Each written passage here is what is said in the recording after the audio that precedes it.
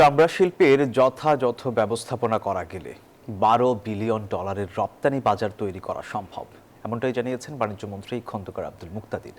বলেন, সম্ভাবনা থাকার পরও এই খাতের রপ্তানি বাজার $1 বিলিয়ন আটকে আছে। শনিবার দুপুরে সাভারের হেমায়েতপুরে বিসিক শিল্পনগরীর কেন্দ্রীয় বর্জ্য শোধনাগার পরিদর্শন করেন তিনি। পরে কথা বলেন সাংবাদিকদের সাথে। মন্ত্রী বলেন, রাজধানীর হাজারীবাগ থেকে শোধনাগারটি সাভারে স্থানান্তর হলেও এটি এতদিন অবহেলিতই ছিল। সক্ষম ট্যানারিগুলো নিজস্ব উদ্যোগে ইটিপ স্থাপন করতে পারবে, প্রয়োজনে সরকার তাদের সহযোগিতা করবে বলেও জানান বাণিজ্যমন্ত্রী। 200-র বেশি সার্ভিস ও ফিচারে লেনদেনের সব বিকাশ অ্যাপে সম্ভব।